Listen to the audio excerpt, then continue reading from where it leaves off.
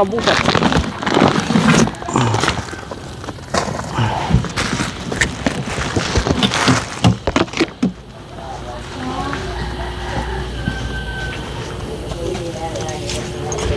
Yada, yan din yung bisita. Hello po, magandang hapon. Pwedeng pumasok. Sige. So, dalawa kayong magkapatid. Sino yung panganay? Ako. Anong pangalan po ninyo? Pasita. Si Nanay Pasita. Cuevas. Hmm? Cuevas. Dalaga pa yan. Dalaga pa. Oh, Kuya Gabo. Hindi ako nakahanap. Andito na. Oh. Available din si Kuya Gabo. Matagal na panahon hanap ang nanghanap. Oh, Wala naman. Walang ano? Walang maswerteng nakakita kay Lola. Malas. Ibig sabihin, mayroong plano ang Diyos sa inyo. Oo. Si Lola naman, may asawa. Mayroon. Pero wala na. Tapos yung mga anak niya, apat. Malayo ang mga anak niya. Ako na lang naiwan dito. Ilang taon na kayo, nanay? 90. 90 ka na? Hindi halata. Parang 50 lang. Hindi nga sila naniniwalang ako ang mga tanda kaysa kanya.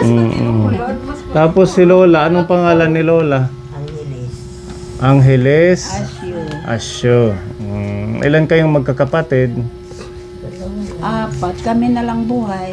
Kumusta naman? Anong nangyari kay Lola Asyo? Nakita ko kasi ito, naka-pinost nila. Tapos sabi sa post na sana daw mabisita ni Sir Pony. Yung Anong nangyari sa kanya? nangyari sa kanya, nananaginip yung apo niya. Tawag ng tulong. Sabi na, ayan, kuya daw, kuya. Naririnig nila, kapitbahay namin sila. Ako tulog na tulog, hindi ko namalayan. Pagising ko, dahil magkatabi kami ng higaan, siya ang umiiyak ng malakas. Sabi, ano pa yung nangyari sa atin? Yung apo mo ang nananaginip, siya ang nasaktan. Nahulog. Nahulog sa higaan niya. Mataas ho yung higaan. Hindi naman, ganyan lang kataas. Katapos, bakit sabi ko nasaktan ka? Hindi naman mataas ang hinihigaan mo. Sabi niya, na ano daw siya, hindi niya namalayan dahil walang ilaw. Pinatay namin ang ilaw dahil nagtitipid naman kami. Titipid kayo. So nangyari gabi? Nung pagising niya, Madaling araw. humahawak siya ng kahoy. Hindi niya na diinan na nadulas. Katapos, nagdirekta siya sa sahig. Semento pa man din, Ko lang kung ano ang nangyari sa kanya. Saan yung Bahay to ng anak niya. Ah, Doon yung bahay nila. saan ang bahay ninyo? Ayan. Doon. So, nilipat na lang sila dito Kasi para ang maalagaan. init-init dyan kung ang araw. Sabi ko, dito na lang tayo tumuloy dahil mas maigi pa. Hindi man siya pwedeng palipat-lipat. Opo. Dito na lang tayo tumira. Ganun Bahay pala. ito ng anak niya. Oo. Dito kami natutulog kung tanghali dahil malamig. Oo. So, anong nangyari ngayon? Meron siyang nabali, ganun? Wala. Hindi lang siya na nakatayo. Ay, maano dito yung ano yun. Na-x-ray ka na, Lola? Na-ultrasound na din. Katapos, wahana ka to sa hospital, wala pagkakaihi. Hindi ka makadumi, hindi ka makaihi sa ospital. Kaya nakaadlaw kami dito. Ang pinakiuli na lang sinari takong pag-uli. Kay kinukuha na magdito, wala pagkakauro. Manakdog ka na, pwede kami Umuwi na lang. Nga resitahin na laaghin ko matutumar ko. Tutugin resitahan na may tinuktor. Ani na mga kaapo, yung patumarak hang gabi.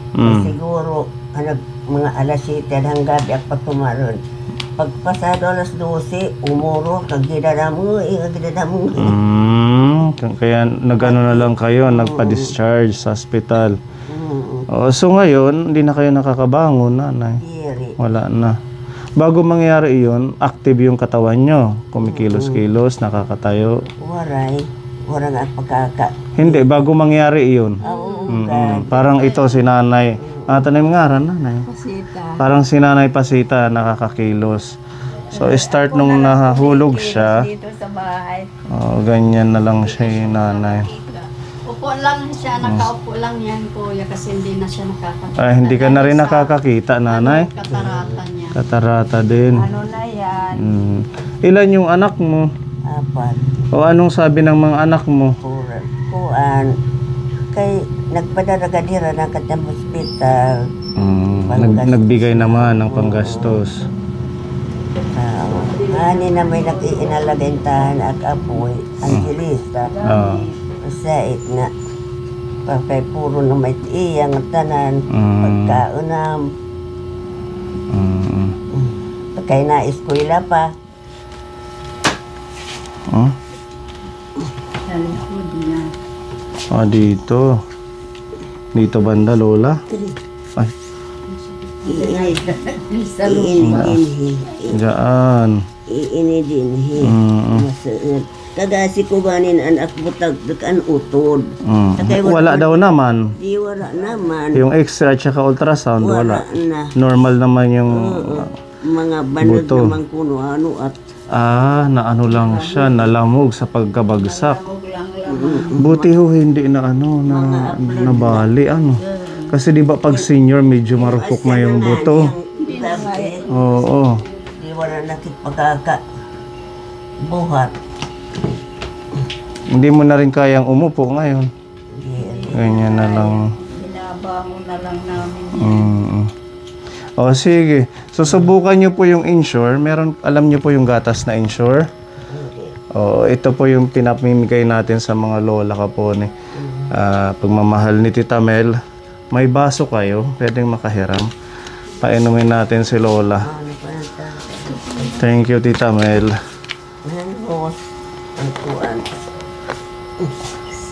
Pag iinom mo ganyan lang, hindi mo kailangan yung katawan mo? Naka-estro lang. Estro. Hindi siya machuchok? Sige, try nyo po itong Ensure, baka sakaling gumaan-gaan yung pakiramdam nyo. Kadang kami uro kay nanay. Dalawa na, para ikaw din nanay, uminom. 2 baso tapos isang kutsara. Maganda po ito. Yung mga lola natin na binibigyan na medyo ganyan din, hindi nakakatayo, lumalakas. Lagyan natin ng tubig. Opo. Pero natin edad. 87. 3 years lang yung gap nyo ni nanay. Siguro ito yung tadhana sa'yo. Magkasama na lang kayo ng kapatid mo. Kasi hindi ka na pinalad sa asawa. Na ako ay tumanda mas pa sa mga magulang ko. Ilang taon yung magulang mo na nawala? 87. Tapos ikaw 90. Sana umabot kami ng edad mo. Sabi ko, Anong sekreto? pamuti lang ako. Akala ko, ang sekreto, huwag mag-asawa. Yan nga, Ate Ruby, ang sekreto. Hindi mo asawa, di mo tatay. At saka hindi stress, no? Masayang buhay lang. sabi daw, bakit nabubuhay kayo? Mga mahirap naman kayo. Oo nga, no? Well, sabi ko, Pinibiyaan ng Diyos. Lord, Si Lord ang gumagawa ng way sa buhay ni Lola. Pero hindi ka nag-isip na para sa pamilya mo na magkaroon ka ng sarili. wala akong hilig, ayawan ko lang.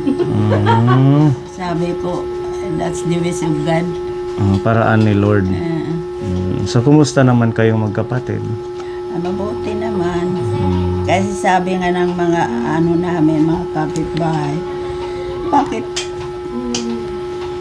yung iba nga magkakapatid lagi nag-iinaway? Nag-aaway nga kami pero katapos namin magkasagutan, okay lang yun. Nagkakabati din kayo pa agad. Katatawa naman kami tapos mag-aaway. Nakakatawa kasi, di ba, kahit man may edad, magkasama pa din kayo. Yung iba hiwa-hiwalay. Hindi ako humihiwalay dahil nung mawala ang mga magulang namin, dito na ako tumira sa kanila. Buhay pang asawa niya. Kasi ang bait-bait din ang asawa niya. Ganon. Mahal din kami. Malinaw pa yung mata mo. Medyo madilim na. Madilim na. Oo, 90 years old. Sabi ko, Lord, oh please give me. Ayun na yung gatas. Paano ba to painumin si Lola? Sino ang nagbaka kasi? Hindi mo Ha? isto. Binabangil ang ulo niya. Baka kasi machok. Oo, ayan yung kapatid niya. Lalagyan ng straw, tapos Mainit. maligam-gam lang po. Ay, baba. May pamainit na tubig. Maligam-gam lang po. Maagos. Nayuyupi. I-move natin. Ayan, dyan.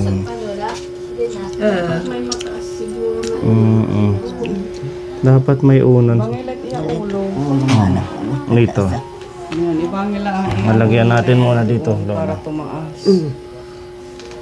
Adi ka na nag-aalaga ko. Apo, ulog. Di gait siya kita nag-aalaga siya pagka. Ay, yung apo niya na nag-aaral. Minsan, sabi ko, nga. Dito ko binibigyan ko sa harap. Oh. Ayan. Ano na lang yung tasa. Ako nga lalaki. Yan parang Ayan. yan ang pagkain. Diretso ng straw. Nahihigop niya na. Sana lumakas si Lola dito. Sabi ko kung hindi mayroon iniwan niya apo ng anak niya, ayaw ko lang. Walang mag-aalaga, ano. Walang mag-aalaga sa amin. Kunti na lang. Uubusin nyo kay para lumakas. Kasi ito, pagpagaling na sa'yo. Pati ako, thank you sir. Opo Sa inyo. naman. Thank you kay Tita Mel. Kaya pinainom ako para lumakas Na? Kunti pa po. Nag-burp na siya.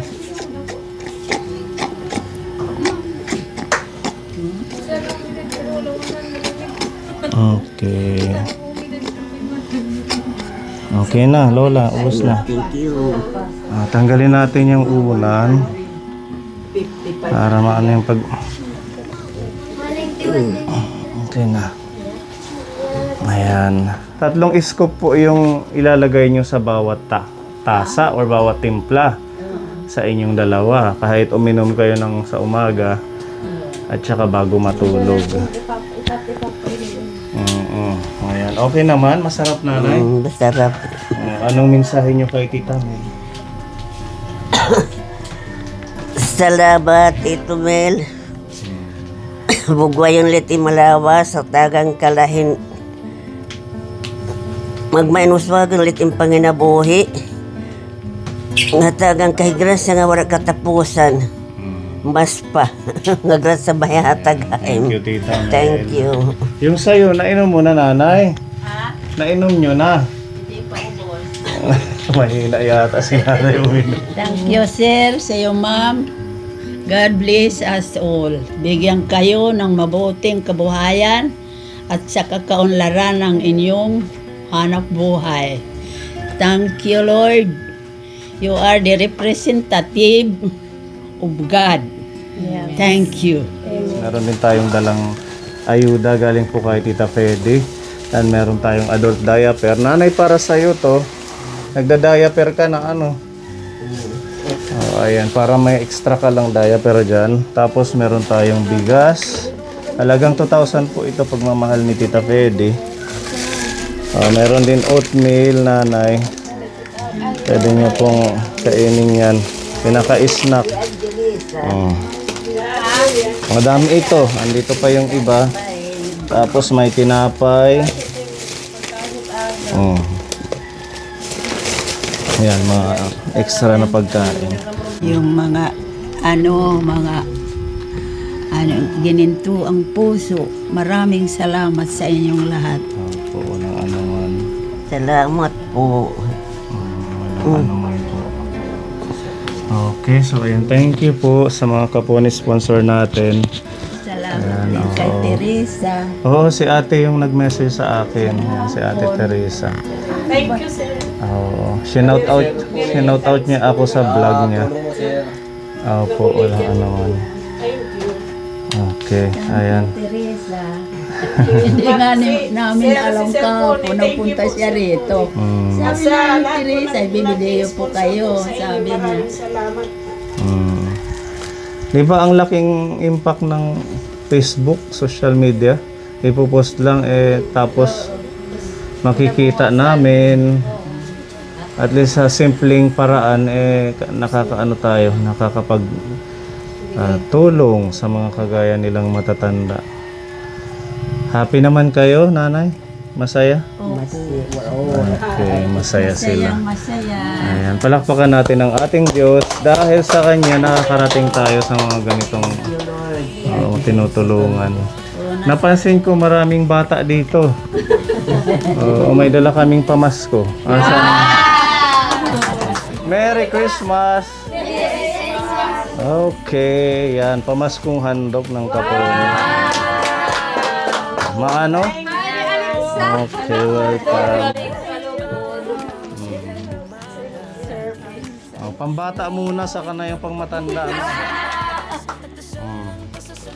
Okay. Maano kam? Ayan, maligayang Pasko. Maano? Thank you po. Sa mga anak nyo. Okay. Salamat. Okay, welcome. Merry Christmas sa inyo, ha? Okay, bye-bye. Sige. Hadi kami.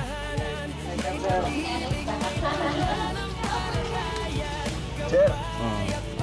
Pwede ko i-upload? Oo naman, wala namang problema ko eh. Para meron ka sa anak mo. Ang tunay na Pasko sa lahat ng Kapoy ni sa buong mundo.